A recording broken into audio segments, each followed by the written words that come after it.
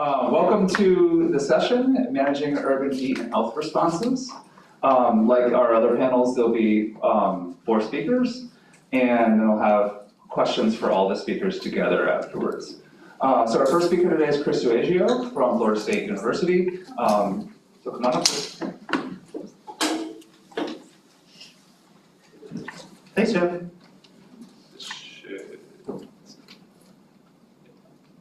Great, so just because we're in Wisconsin, we do have a lot of work going on with satellites and the urban heat. In fact, I'm not going to be talking about that today, but some of the other panelists might touch upon it. But I'm happy to answer questions in that regard. Just because we're in Wisconsin, I just wanted to present some of our work that we were just wrapping up from our last HAQAST project, and the combined effect of heat and air pollution on health, essentially. And many thanks to Monkey, Megan, and others who really drove this work. Okay, so just diving into it, we just wanted to know what's the association between multiple environmental exposures, so we know that extreme heat is harmful, and then there's some more biophysiological pathways where we would expect that air pollution would also exacerbate some of those pathways. So this is a relatively straightforward study. Here, though, I think our NASA time here is really using the NASA GCF system, where we are able to readily ingest from 2018 until about present our criteria air pollutants, and it separates PM2.5 into black carbon and non-black carbon, along with heat index from the National Solar Radiation Database, so there's other places you can get there. And then broadly, most people in air quality and health or heat and health will oftentimes look at all-cause total mortality, just because we know that's really undercounted. The burden of the environment in general is really undercounted. So for example, our best estimates of how many people suffer from extreme heat or die prematurely from extreme heat are on the order of about 10,000 people per year in the US. The actual classified number is around 600 or 1,800 to 1,800, according to the Centers for Disease Control and Prevention. And that's going to be the much more specific definition of extreme heat-related deaths. So for many of these systems, there's good reasons and have been well studied for some of these and less studied for others about why air pollution and or heat would be a concern. Okay, so partnering with the our Wisconsin health colleagues, we looked at both inpatient, or those essentially hospitalizations and emergency department visits. And this is a common study design called a case crossover study design. I'm not going to go too far into it, but it essentially uses either an individual or a group of people as their own control. So essentially, if you have an adverse event, like you have to go seek health care on a certain day, and it happens to have high air pollution and or heat exposure, the fact that you didn't seek health care a week before or a week or 2 weeks later can essentially adjust for things that we know are important for these risk factors, like economic status, who has health insurance, things like that. But you essentially adjust or cancel yourself out, and that the things that don't change over time. And we can try to get an estimate of these cumulative environmental effects. Okay, so just diving into the actual results. I know there's a lot going on here. I apologize. I think the main thing that you want to look at, actually, I'll walk you through one here. First will be for heat index here on the x-axis, right? We have the level of exposure.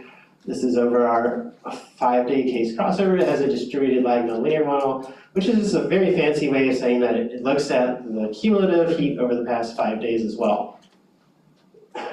So here, and then here, there's color codings for these based on guidelines that are available or EPA standards for some of these. For those that don't have color codings, because it's Wisconsin, as you can see, that all these are all below, right, like the EPA levels, but not necessarily below the World Health Organization levels. Okay, and then on the y-axis, we get cumulative relative risk. A relative risk of 1 means that there's actually not a consistent association between more exposure and adverse health outcomes. So we're essentially then looking for those that are color-coded here that are notably greater than 1. And then we can get these nonlinear responses. So for heat-related illness, obviously when it's hotter, there's more heat-related illness. No one's going to be surprised by that result. Nor similarly with respiratory and to some extent with endocrine systems as well. I think the one that was probably more interesting or less expected for our group was for NO2. And that's where this is where it's really a dialogue because I don't know that much about NO2 to be quite honest. But we see, I think there's probably quite a few studies that suggest NO2 is consistently related to all-cause healthcare visits. But there's a variety of these categories that we would probably expect and some less so. So cardiovascular, arguably so, I can see that. Increasing amount of literature on mental health exacerbations, but also some things like digestive system, which I didn't expect. Okay, just summarizing that in a table. Pretty much the same thing as the last one. Going to the things that were more unexpected. So NO2 and this study found an immediate effect on digestive-related emergency department visits. Same thing with particulate matter 2.5 and musculoskeletal. So on one hand, yes, we know that sure, these environmental exposures are probably related to a wider variety of things. We just haven't looked at them in that much detail because we've looked at all-cause health outcomes. But on another hand, for things like the National Institutes of Health, or things like where they are organized by specific organelles or systems in the body, this could be helpful information. This is just a side note. The first one is published. This part is just looking at some of the subgroup analyses here, which I'm actually not showing you the numbers of that, but just a summary slide of that.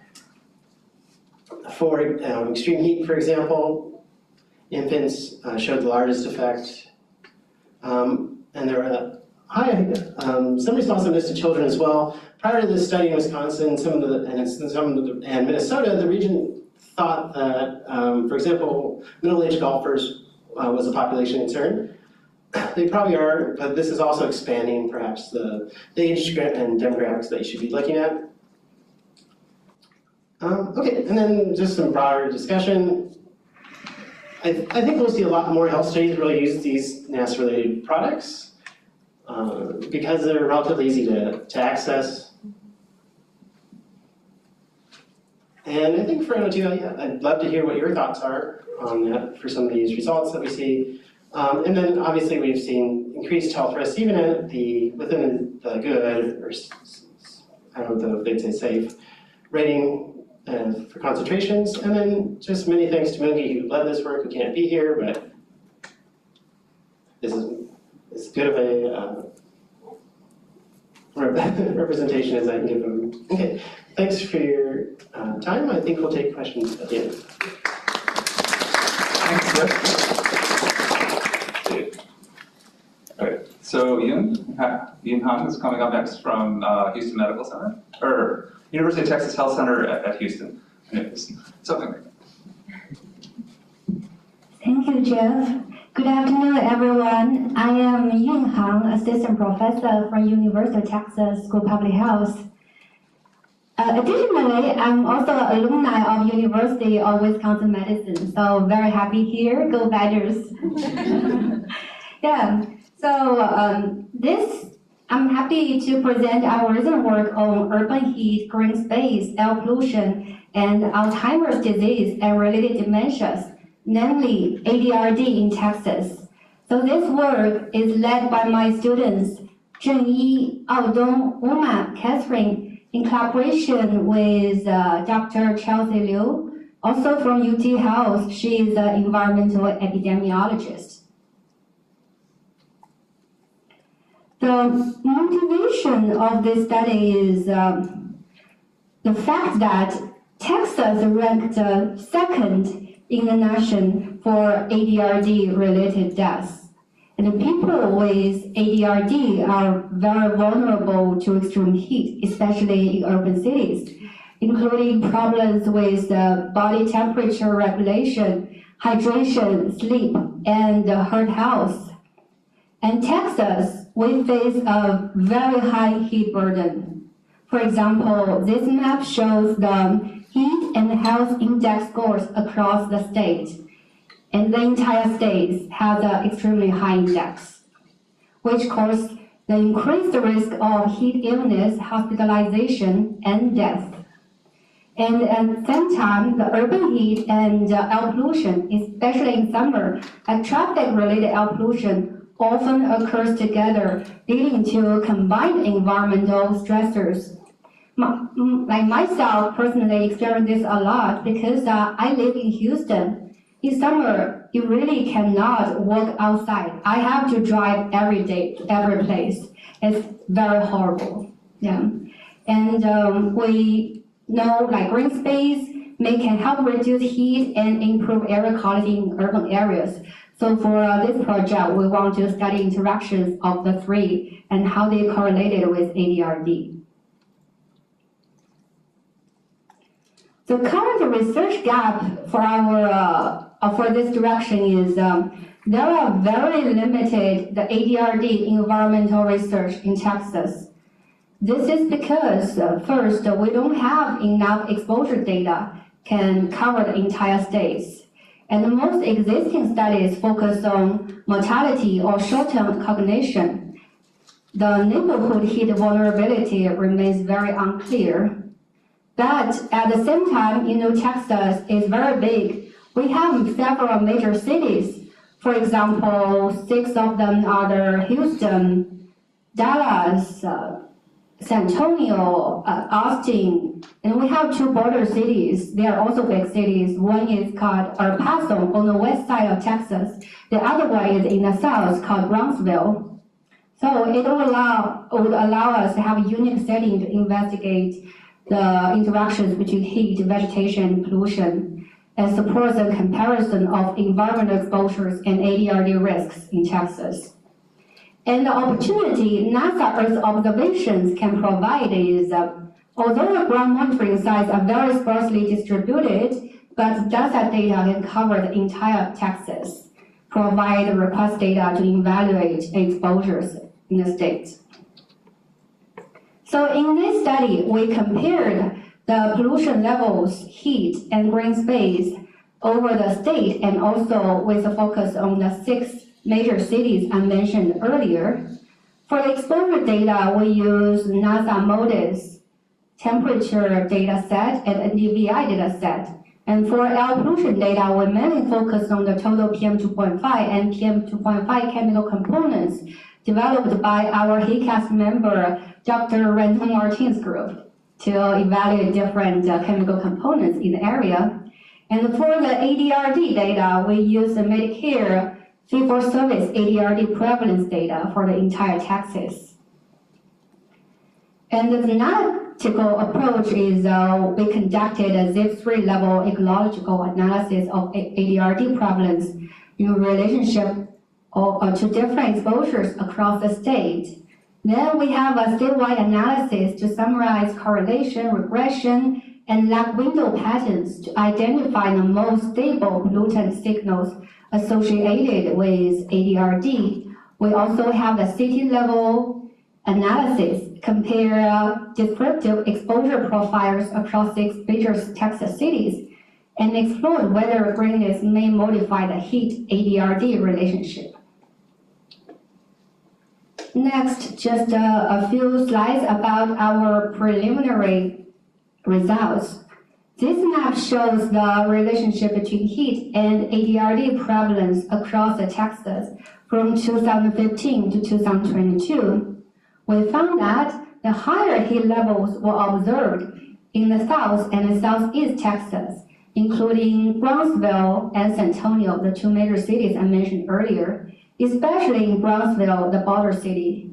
And the parts of Houston showed both high heat and high ADRD prevalence. And some other cooler regions also had elevated ADRD prevalence, suggesting heat alone does not explain the ADRD patterns across Texas. Next is the slides regarding results from the different PM2.5 chemical components and the total PM. Here we focused on the carbon, nitrate, sulfate, ammonia, organic matter, sea salt, dust, and NO2. We found that among all of these chemical components, nitrate showed the strongest positive correlation with ADRD across all lag periods. And ammonia also showed positive correlations, especially for longer lags. Dust and sea salt showed negative correlations, actually, why the PM and NO2 were weaker. It also influenced that we really need to study the chemical components of PM2.5 instead of total mass. This slide shows a result of a city comparisons. We find that, again, Brownsville showed the highest extreme heat and highest ADRD prevalence among all the major cities. Houston and Dallas had higher PM2.5, NO2, and nitrate levels compared with other cities, and El Paso generally showed lower heat, pollution, and ADRD prevalence than the other cities. The last slide is a summary of the preliminary work and next steps. The two main takeaways is the preliminary evidence suggests the temperature alone is not enough for urban heat response planning. Second, the combined pattern of heat, greenness, and air pollution is what distinguishes city vulnerability.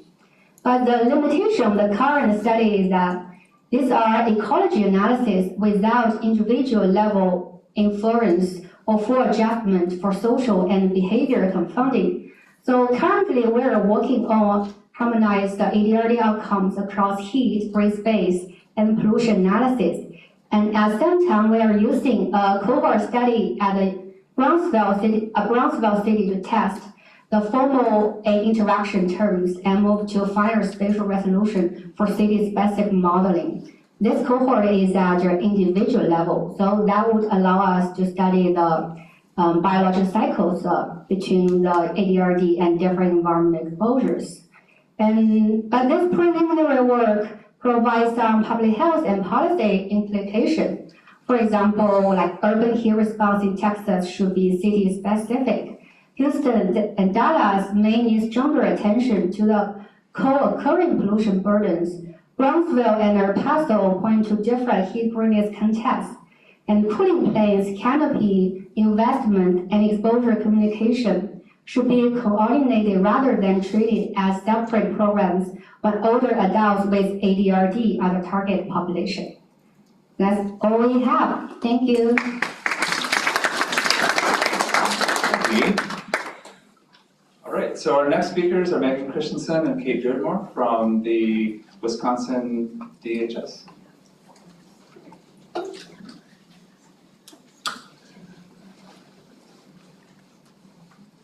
Hi everyone, my name is Megan Christenson, and I'm an epidemiologist in the Environmental Public Tracking Program, or Tracking Program for short, and I will be co-presenting with Kate Beardmore, the Program Manager for the Climate and Health Program.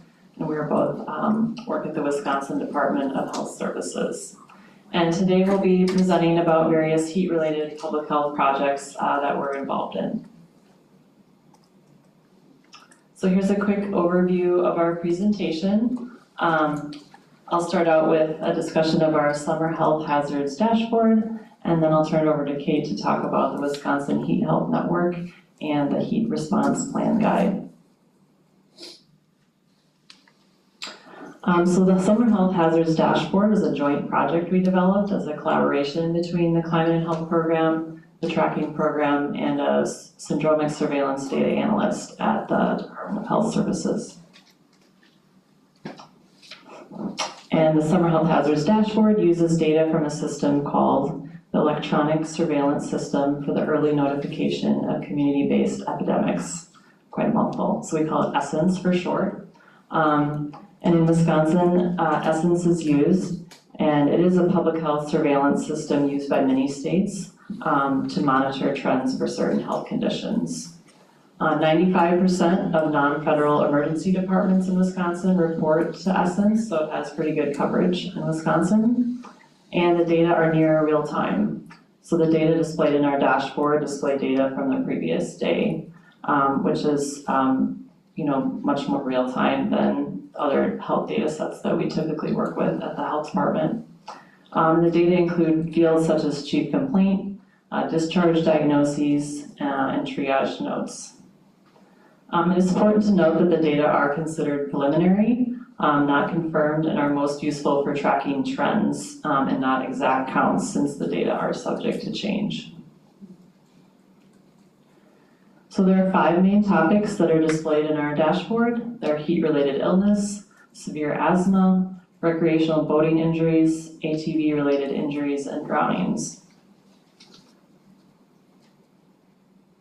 For the heat-related illness data, we used a standard essence query that's used by other states.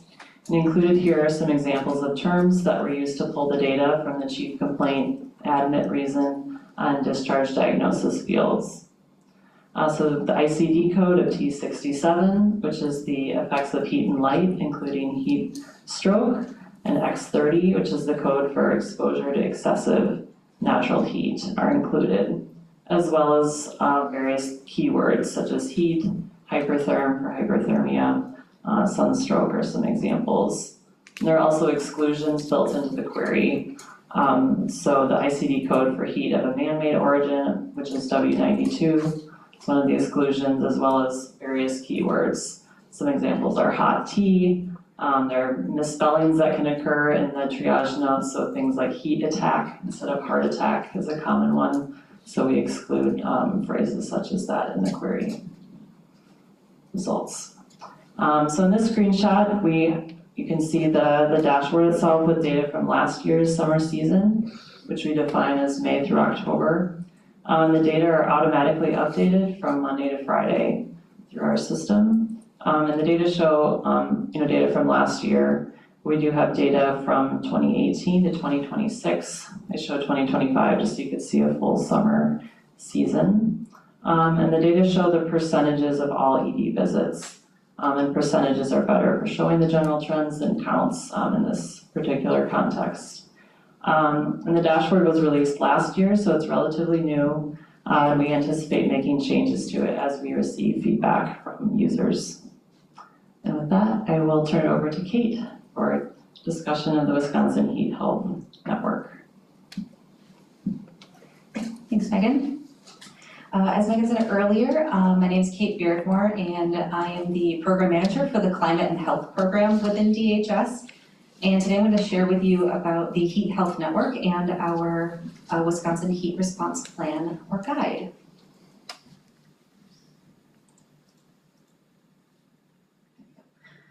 So the Wisconsin Heat Health Network, or the HHN, is a collaborative space for those working to keep Wisconsinites safe from heat. It was created through a partnership between our program, the Wisconsin Initiatives on Climate Change Impacts, or WICI, and folks at UW-Madison.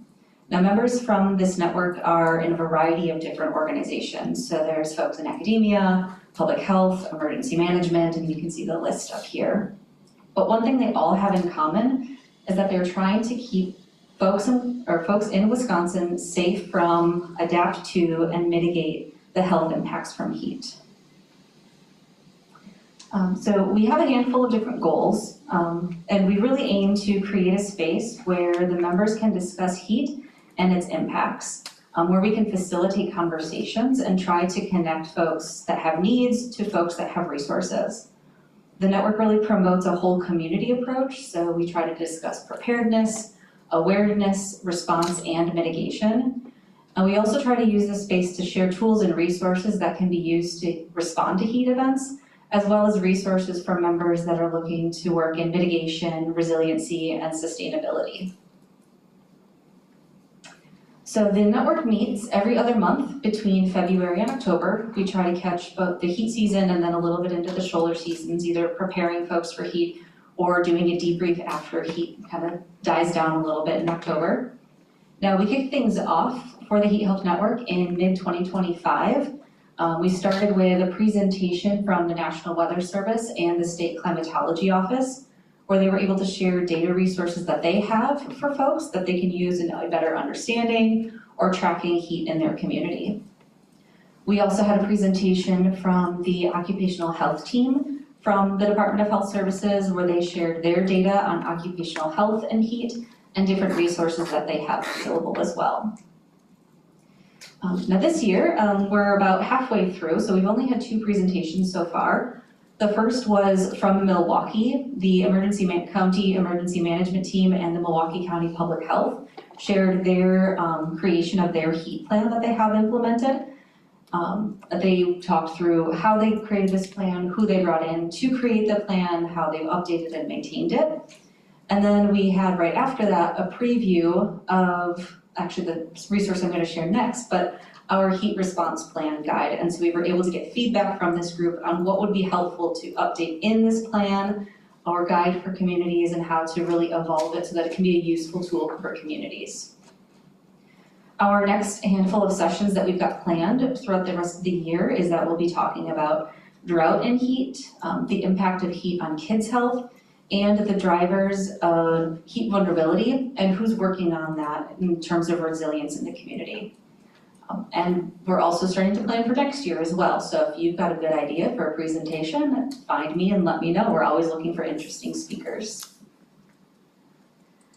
And as I kind of teed up, the next item I have for us to talk about is our heat response plan guide. And this is a resource and template that we're developing to help local public health and emergency management better prepare for and respond to heat. It was actually identified by the Heat Health Network as a resource that they would like to see created. It's a template that we're hoping communities across Wisconsin will be able to build off of.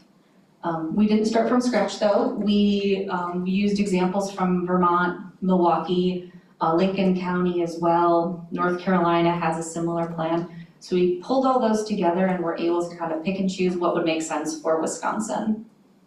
And then as I mentioned, we used the Heat Health Network to kind of gather feedback on that, and we'll be also piloting it with communities to make sure that it is a resource that can be helpful and let folks tailor that tool to their specific needs. And so there's just 5 components to the guide, and the guide really walks folks through each step of the process. So it starts with step 1, identifying heat vulnerable populations and community partners or resources that they can bring in to respond to heat. In step 2, communities will identify different action thresholds of what steps they want to take at what thresholds of heat.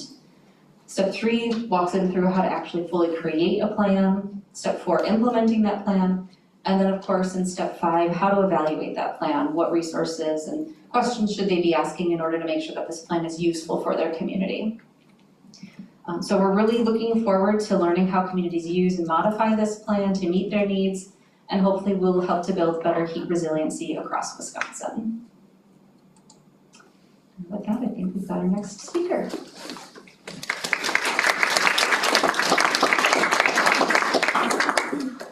So our last speaker is Rob Phocas from the Southeast Sustainability Directors Network. That's it. Okay, thank you.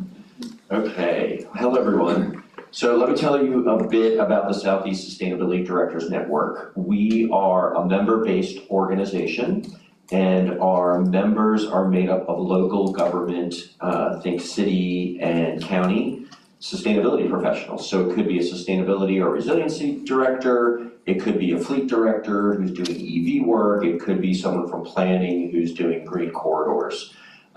We cover 10 states, so Virginia down to Florida, over to Arkansas, and back up to Tennessee. We've been around for 10 years. I became the executive director in November of last year. A little bit about me, I live in Charlotte, so go North Carolina. I'll talk a bit more about that. But I think I might be the only lawyer that's snuck in here, is that true? Yeah, I thought so. Don't throw any tomatoes. But I am a lawyer by training, so my background's environmental law and policy. Most relevant, I was the environmental attorney and sustainability director for the city of Charlotte for 13 years, 3 years as the city attorney and 10 years as the sustainability director. So what I want to talk to you about today is, and does this little window just stay up here, the participants? Yeah, so I just kind of click through this. You can do that. Okay, so I want to go one more level than what Kate was talking about and get down to that local level, really the front line of the city or the county. And in talking to our members about HEAT and this presentation, there were kind of 7 takeaways that I have put in here to share with you. So let's walk through those and excited to answer questions at the end. So the first thing is how urban heat really reveals an invisible architecture of inequality or inequity. Let me just move that window over, there we go. So it's not just about temperature. So as we know, heat is one of the deadliest climate hazards. It's a public health as well as an equity challenge. And we look at the heat impacts, especially in urban areas. It's really shaped by race, income, age, and housing. If you haven't heard of the documentary Cooked, Survival by Zip Code, it highlights a tragedy that happened in Chicago back in 1995, where during the week the heat index was up to 126 degrees, and there were 739 deaths in that 1 week. Most of those in lower income Black neighborhoods in Chicago. I had not heard of this before and watched it, and it's extremely disturbing and revealing. So don't watch if you're looking for a pick-me-up, but if you want a dose of reality as to what heat can really do, take a look at this movie. So the heat crisis is landing on top of existing inequities. Historically disinvested neighborhoods are often hotter. Not the only ones, though. In talking to my colleague in Boynton Beach, Florida, one of their hottest spots in the county was a retirement community where they decided not to put trees in, but rather went with reflective roofs and white roofs, and it pretty much failed. But largely, you're going to look at disinvested neighborhoods as being much hotter, and there's a large overlap between heat, high temperatures, and health and economic vulnerability. And we often see historic planning decisions like redlining, clearing canopy to be at the core of these heat issues. And also these hottest neighborhoods are often neighborhoods that receive fewer historic investments. So I live in Charlotte, so I want to talk a bit about what Charlotte has done. There's actually quite a bit of activity happening in North Carolina at the state level, just as there is in Wisconsin. So always a good place to start at the state level. But what Charlotte did, they were able to become a part of this coalition, and if we send the presentation out, these are all hot links so you can go to them. But it's called Cities for Smart Services Coalition, and it's 10 cities that were able to look at their heat mapping data, satellite data, and find out where the hotspots were, and then start to really target their interventions to bring in smart services. So that's everything from reflective roofs, tree canopy, it could be green corridors, it could be stormwater improvements. But this data and the data that you all work on has been extremely important to help communicate to the folks who are doing the work, and more importantly to the city council members, to the mayors, to the county commissioners, what's really happening, what are their constituents going through. They recently released their CAP Plus, so this is their Strategic Energy Action Plan. And it has a dashboard that allows residents to visualize what's happening in the community and then where the local government is taking those interventions. So there's a lot of tree canopy work going on, and then also a lot of work around how to improve smart services, especially in city and counter infrastructure projects. So as you know, data becomes transformational only when cities operationalize it. So I think that's one of the biggest challenges I've seen in talking to our members is there's all this tremendous data out there, but often sustainability professionals, like a lot of local government officials, are juggling many balls, and heat and the effects of heat were one they really didn't see coming in the past few years, and now it's landed on their plate. So they know the data's out there, but they often don't have time to take advantage of it. But a few of the communities that have successfully taken advantage of the heat, Tampa, Florida developed a heat resilience playbook, just like we saw in Wisconsin. So that has 18 actionable steps to increase access to refuge, enhance the tree canopy, and to bring heat resilience components into projects. Boynton Beach, Florida, which is southeastern Florida, which I already mentioned, is moving forward, integrating heat resilience into their planning. They won a $100,000 grant from the Climate Smart Community Initiatives to really study the data, translate it into policy, and to take action. So these are communities that are taking advantage of the data that is being produced, but not all communities are winning grants or have the people power or the political willpower to take advantage of what is out there. So the fifth takeaway, extreme heat does not recognize municipal boundaries. So as we know, like air, heat travels. It doesn't care what the boundary is between North Carolina and Tennessee or Charlotte and Raleigh, it's gonna move. So as we heard in the previous presentation, one of the most important things here in addressing neighborhood community heat issues is collaboration. You need to get everyone at the table, from the data people to the policymakers to the boots on the ground, to figure out what are the issues, where are they happening, who's gonna lead, and who's gonna take action. So regional preparedness is becoming increasingly critical. So Orange County, North Carolina has a heat action plan. Unfortunately, their community was really spurred on by a death in the community.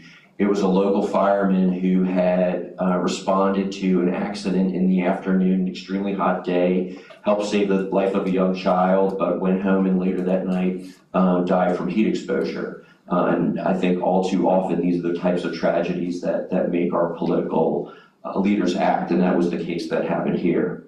Sixth takeaway, urban surfaces are active determinants of health and resilience. So what are the solutions to this? You know, we can talk about the data, we can talk about the policy, but what are the things we can actually do to start cooling our communities? So talked about cool roofs, trees, reflective pavements, and then the data that we've been talking about is really transforming what we're able to do on the ground, and is going to continue to do so as that data gets better and more,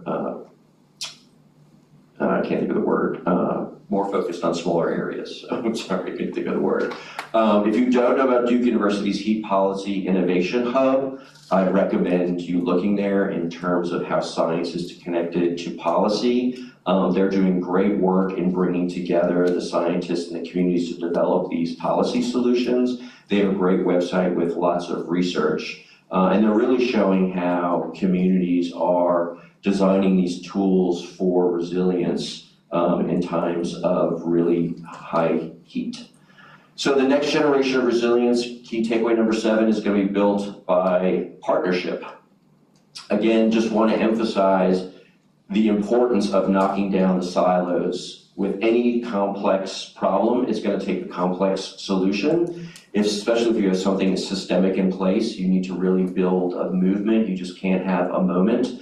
So as we've heard before, getting all those stakeholders at the table, including the citizens, the residents, the community who's actually being impacted, because they're going to be able to tell you what's going to work. If you talk about putting a cooling center together, maybe at a local library, people are going to say, well, we can't get there. There's no, it might look great, but we don't have transportation there. Or everyone goes at home at 5 o'clock. Are you going to pay them overtime to stay for the cooling facility? So you really need to have this full spectrum of the community at the table. And as I point out here, you're really going to be building resilience neighborhood by neighborhood. As one of the presentations said earlier, one city, there are variables there that are going to impact the heat impact and the response compared to another city, and it's the same across the country. So with that, I will end. There is my email address if you want to reach out, and hand it back over to Jeff for questions. All right, so we guess we need 5 chairs up here, so I'm going to rearrange a little. Have all the speakers come up. All right, questions? Yes, over there. Sorry. Hi, everyone. Thank you so much for doing this. Oh, it is loud.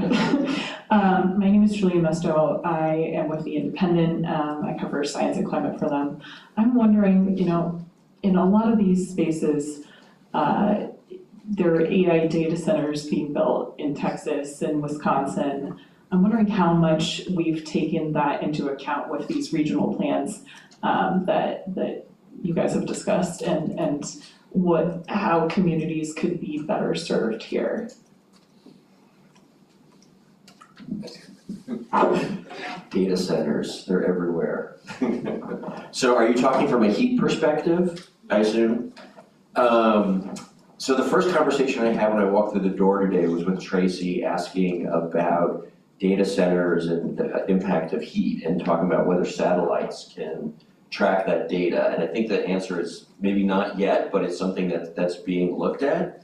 I can tell you on the local level, at least from my seat, that topic hasn't come up a lot in terms of data centers. You know, it's very much, as we've seen across the country, Charlotte just passed a 150-day moratorium on data centers. It's a very charged issue. So, you know, a lot of the issues are focused on, you know, the zoning. Where are you going to put it? What are you giving back to the community? Obviously, the environmental, the infrastructure impacts. But I do think heat is one of those things that needs to be considered and part of the equation, especially for communities that are being sited right near data center, which was proposed for one of the data centers in Charlotte. So I hope that does enter the conversation and just give another data point for policymakers to consider when making decisions about the data centers. No one wants to touch it. Point to Dan, since we get the mic over. Oh, yeah. He had some insight to give this. Yeah. No, I'm just I'll just put a plug in for the NASA SARP campaign, which is occurring in 3 weeks. We're going to be flying over Texas, and we're going to have an instrument that can measure a very high spatial resolution. We're going to try and go over some of these data centers, and we have a lot of different remote sensing instruments, and hopefully we'll be able to better answer this question. But current answer, at least from an air quality standpoint, we can't really see. A lot of these data centers are pretty diffuse sources, and so it's hard to use the satellite data at coarser pixel resolution to estimate heat or emissions, air quality emissions. But if there's a grouping together of some really large data center, we might be able to see something.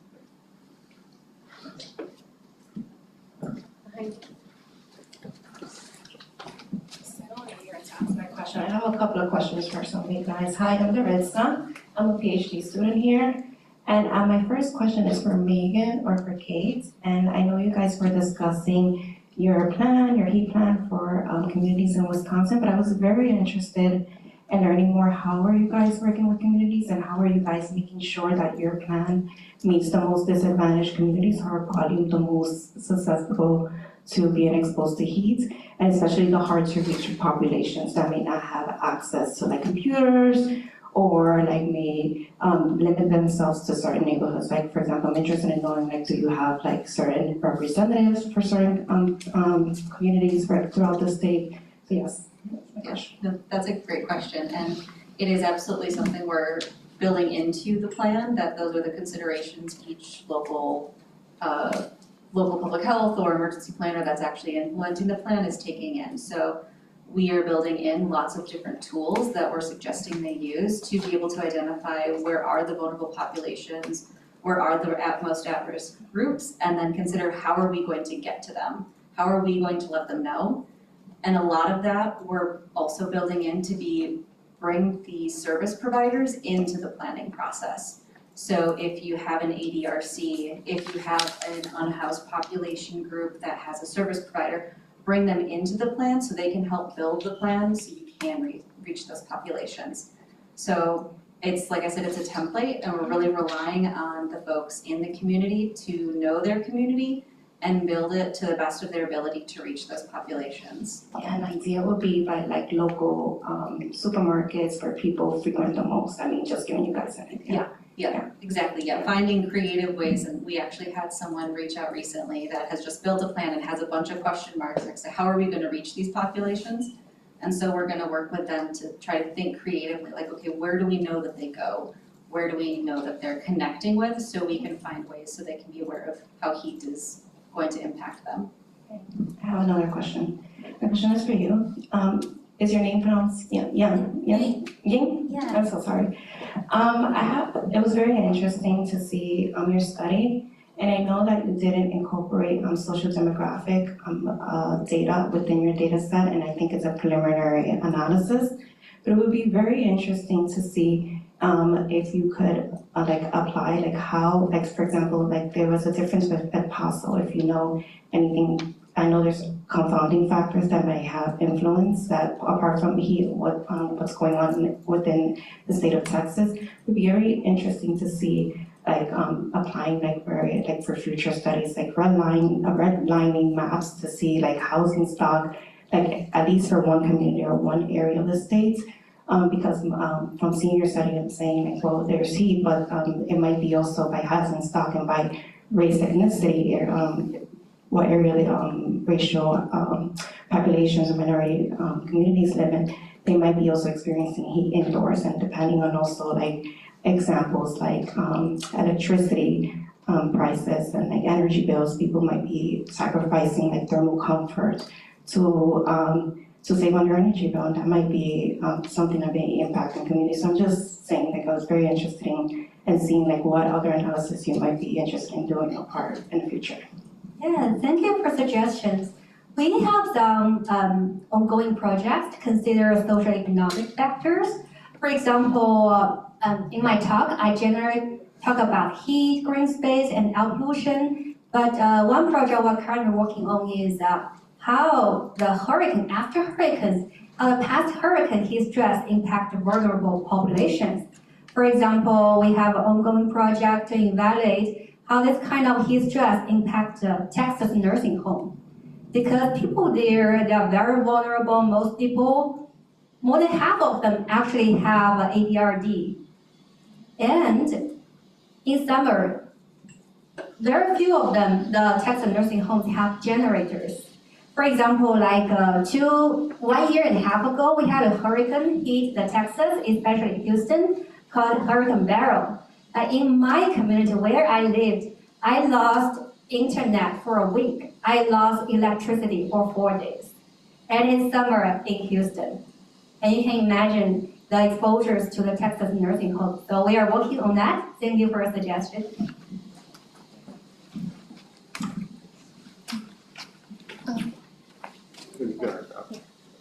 I also had a question about your research. Also, my name is Nick Stonesider from Reporter Spotlight, Delaware. I was curious if you looked at agriculture and industry communities and how, because how particulates produced by those sectors were impacting those communities, and that's part of your study as well. Yeah, well, honestly, for agriculture perspective, we haven't think about heat yet. But we do have a study about air pollution, because after my communications with hospitals in our Texas Medical Center, for example, the MD Anderson Cancer Center, which is one of the best cancer centers in the nation, the clinicians told me that the ammonia exposure contributes to a lot of cancer incidents in Texas. So we do have a project about agriculture, but not heat yet. Yeah. Hi there, my name is Davis and I'm a reporter with CNN. My questions are for you, Rob. Using Charlotte as an example, a couple of your points, you talked about how heat can heap on top of existing inequities in community investment, and then also that heat doesn't recognize municipal boundaries. But those are two things that are rapidly changing in Charlotte in particular. I think about the rapid shift in investment in historically underinvested neighborhoods like South End, for example. And then I also think about the municipal annexation law that allows the city of Charlotte to annex surrounding communities within Mecklenburg County. And I wanted to hear your thoughts on how those things, when they do flip and change, can impact assembling these these interventions and how they can ultimately impact the way that heat is experienced in these communities. Yeah, great question. So one, I think that law was, I don't think that annexation can happen anymore. I think the General Assembly did away with that because Charlotte was gobbling up too much jurisdiction. For those of you who don't know, Charlotte is, I think, the 15th biggest city in the country by population, because we're 300 square miles. If you went to downtown Charlotte, you'd never think that we're that big. But yeah, it's a great question. The south end of Charlotte historically was industrial, and then when we ran our blue line right through the heart of it, it just exploded in terms of multifamily, commercial development. So there are still parts of Charlotte, historically it's called the Crescent and the Wedge. You have, the Wedge is South Charlotte, historically whiter, wealthier neighborhoods, and then the Wedge is kind of the rest of Charlotte, which are historically minority neighborhoods, lower income neighborhoods, where if you look at the map, that's where a lot of the urban heat impact is. And there is gentrification, there is turnover in those neighborhoods. I think the question is going to be, what is going in terms of infrastructure to really turn the heat islands around? So are more tree canopy being installed? Is there more green space that's being built? I look at some of the neighborhoods in Charlotte that are transitioning. I see a lot of building. I don't see a lot of green space going in. So a lot of multifamily developments going in, maybe with a little bit. I'd love to answer your question in 5 years, just be able to look at the data and look at some of those areas. I mean, my gut tells me that, in some of these areas where they are very paved over, they're very devoid of trees, as things change, it'll get a little bit better, but I think it's going to take quite a while to do.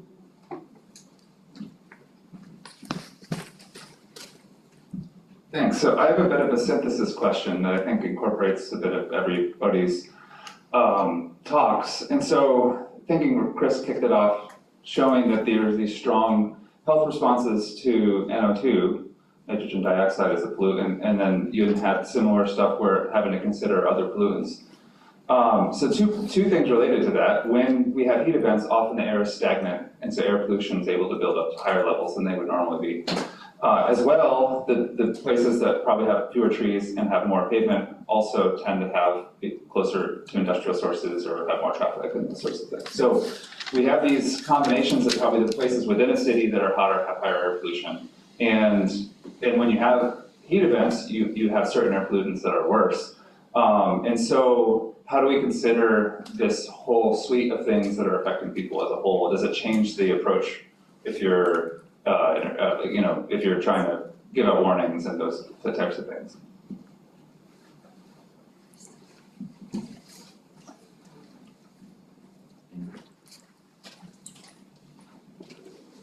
I think as a state health department, we rely very heavily on our National Weather Service and DNR partners when it comes to what is the greatest significant health impact. The DNR is tracking air quality and is able to give us really solid data, also from the EPA, to tell us where are there going to be air quality alerts and where do we need to let people know. Same thing with the National Weather Service when it comes to heat.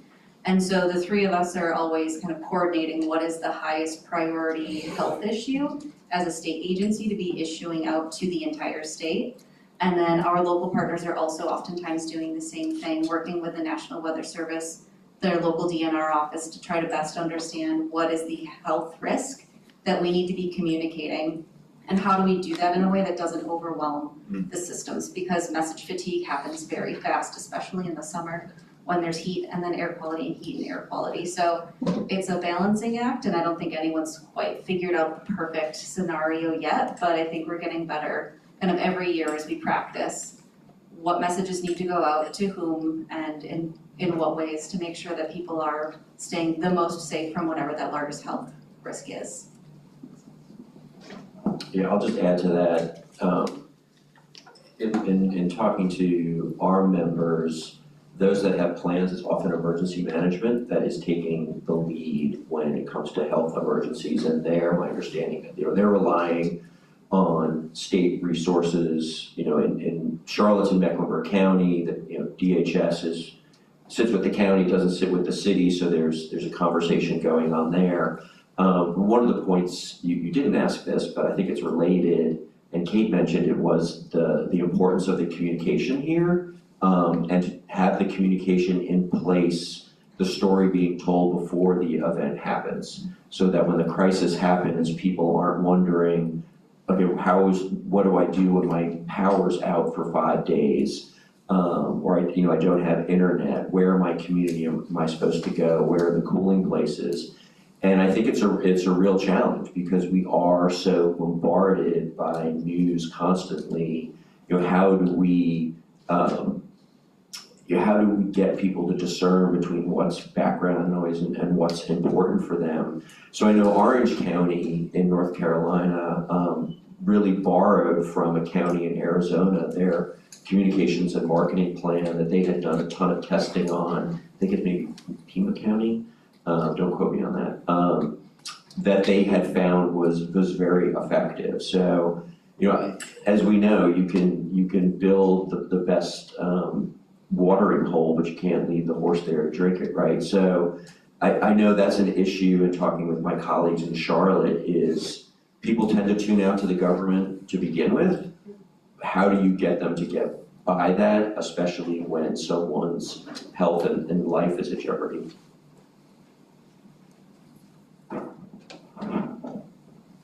Well, I would like to add a little bit from the NASA Earth observations perspective.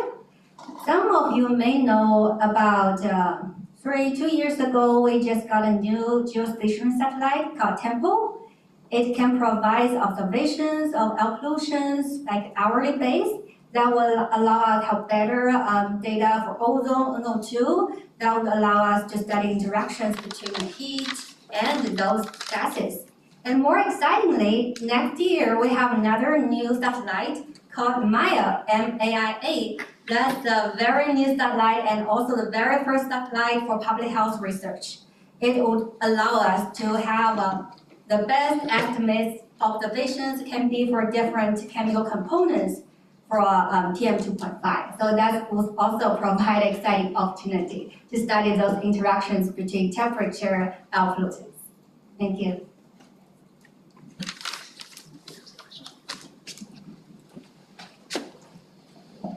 Hi, Jen Kaiser, Georgia Tech. This question is inspired by a wish list presentation that was given in a prior session. So I was wondering maybe broadly if you have wish lists for specifically NASA data products. I'm thinking about there might be, for example, you can get high resolution surface temperature, which will show heterogeneity, which is important for neighborhood level planning. Is that really where we should be focusing our attention, or maybe more air temperature at 2 meters and exposure? Sort of what data sets would you like to see more readily available?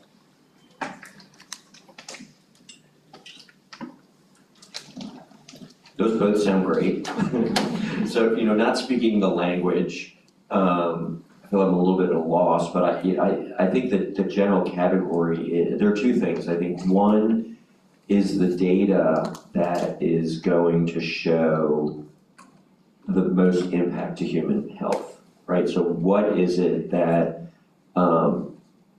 it's kind of the biggest bang for the buck. Like, if you give us this data, then we're going to be able to produce better interventions and or results from that. I think the other thing is being mindful, is there a way as the data is delivered to not just deliver the data, but to provide some context to it as well?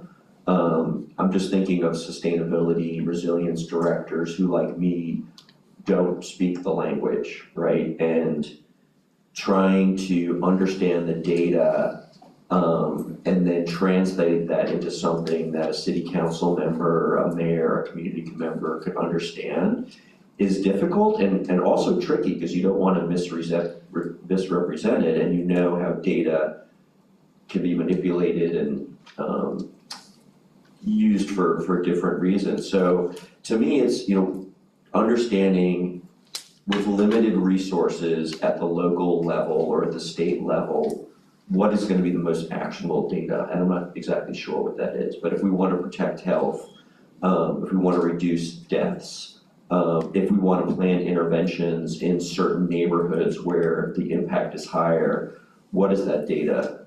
What does it need to be? And then again, how is it digestible by the community who's going to be using it? I'll echo everything he said and also just chime in. If you want to join the Heat Health Network to get this directly from locals, I'd love to have that. But one thing I didn't mention about our network is that each presentation, we really push the presenters to, like he's saying, how is this actionable? Like, how do I take what you just shared with me and bring a nugget back to my community that I can implement tomorrow, next week, in a year? And so when thinking about what kinds of data you can share, making those direct ties of this piece of data, this network of information can be expressly used by local public health, emergency planners, sustainability folks, like in these discrete ways that we've thought of, and knowing that it's not going to be the entire way that it can be used, but making those direct connections. Because one of the things I hear oftentimes is that there's this wealth of data, but the people at the local level don't have the time to sift through it. They need something that they can grab and go before the next heat emergency happens, before the next extreme weather event happens. So anytime you can connect that science to real world application will make the lives of those working in those fields a million times better. So that would be, and I don't also have like a specific thing we're looking for, but I could certainly think on it.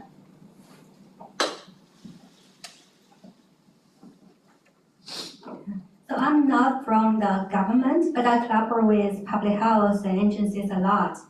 And they send me a lot of emails like, do you have this type of data for real time? Do you have predictions? I always say, sorry, I don't have all of them. So I think that will be important for them because from the prevention perspective, real time and the predictions are very important. And especially now we have AI technologies that might be more possible at the current stage. I would say that's important from a Texas perspective.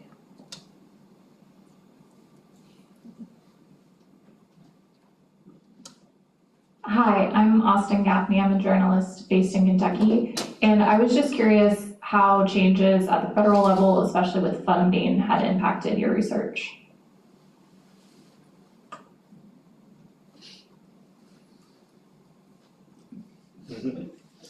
Oh, yeah. It impacts my research so much because I'm a early career folk and the current funding is very challenging, but we're still working on that. Although we don't have enough funding, but we're still working on the project. For example, the research I presented today is like without no funding. But our students and collaborators are very passionate about it, and it would help our local health department. So we still think it's very meaningful to do it. That's my answer. Yeah, from a sustainability resilience director position, and I can't speak specifically to heat projects, but I could speak to green infrastructure projects or energy efficiency projects, and so much money have been planned to be deployed out of the Biden administration that when a lot of those grants were clawed back or just not distributed, there was a lot of work that wasn't able to be done that would have had a great benefit for environmental sustainability and resilience projects. So I think what you're seeing now, as was just stated, is local governments figuring out how do we move these projects forward without the federal level funding, because a lot of them were shovel ready, they're ready to go, and they know that they're going to have a positive impact for the community. So, there's a need that isn't being met, but you have a lot of really dedicated and passionate people who are trying to figure out how to pivot and still make these things happen.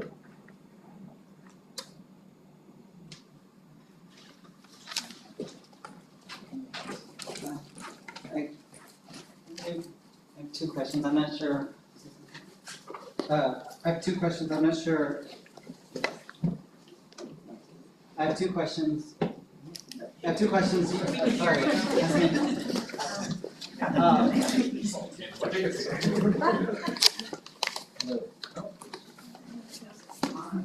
Battery might be out. Yeah. Passing around a lot of. No, yeah. We'll just, I'll be around. Okay, fine. Not crazy. Alright, here we go. Thanks.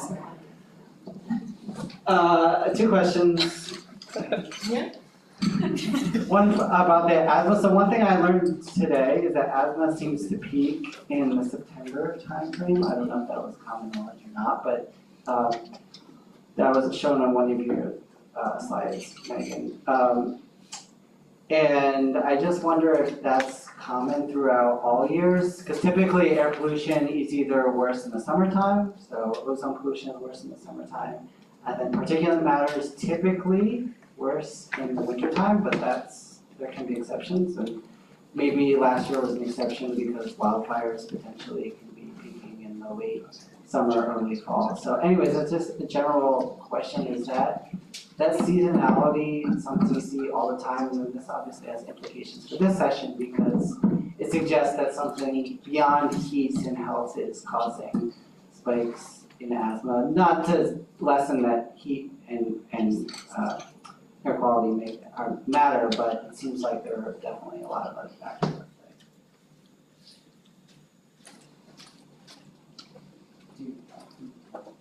The question is the seasonality the same each year, and what's been causing that?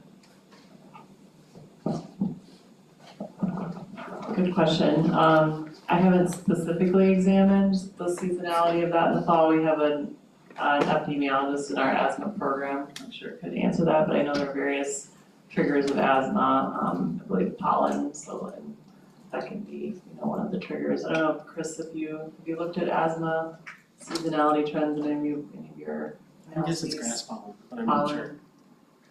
I Grass guess. competes in the fall. September is also a time when lots of kiddos are going back to school, and so we could also see spikes in respiratory illnesses that could spike asthma, potentially. I also haven't looked into it, but just kind of using some context clues that could be a potential driver for that September month. But yes, and also 2025 was a bad air quality year for Wisconsin with wildfire smoke. Oh, yeah. You had two. Your other question? Yeah, my other question Chris hasn't got me a direct question, so he asked about the NO2, so NO2. Were you controlling for black carbon when you saw NO2 at very high concentrations, that you were controlling for black carbon? Yeah, it's interesting. There must be some threshold that you're crossing, I guess. Because it didn't seem like there was an effect of NO2 at low concentrations, but at greater than 30 ppb, right? Yeah. I think you're into chat. Okay. Yeah, it made me think it was like a lifetime effect since Yeah. NO2 goes away, but black carbon doesn't, I don't know. Right, oh, yeah, one more question and we'll call it. No, you're good.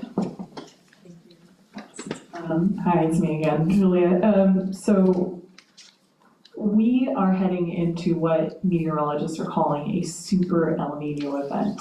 I was wondering if you had looked at projections of your data for over the next few months for the summer, and kind of what you think people should be aware of heading into this shift.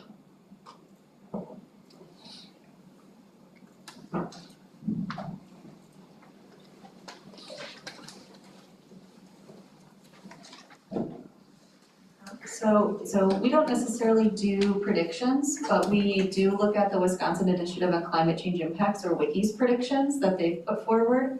And one of the things that we're expecting to see, even just outside of the super El Nino, is that Wisconsin is going to experience sort of this ping pong weather effect, where we'll be going into, 3 or so months of drought, and then we'll get a severe storm event, and then 3 more months of drought, and kind of back and forth. It's not this kind of consistent weather pattern.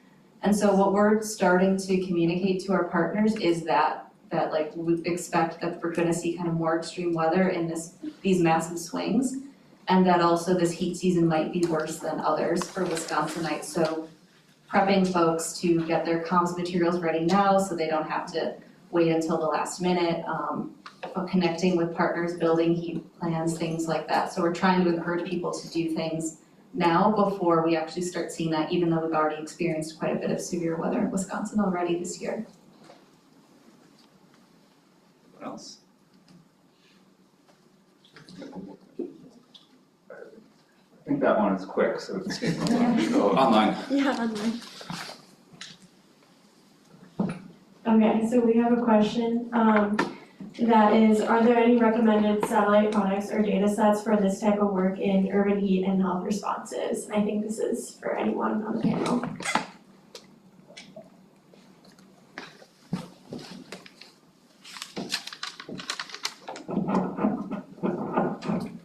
Sure, great question. Probably, I guess you could say that the urban heat and remote sensing community is 10 to 15 years behind the air quality community. And I don't mean that in a like, what was that sort of way. But so there is a product from TC at a Pacific Northwest Research Laboratory that has a land surface temperature, 20-year average from Lotus, that I point people to as a one potential way. There's, beyond that, relatively few nationwide and certainly not global products. There are companies trying to address that, such as IBM and others, but relatively few that I point to at the moment.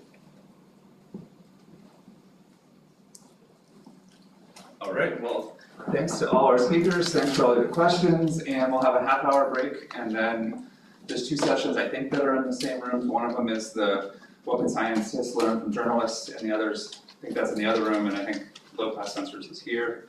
Double check that though. Okay, thanks.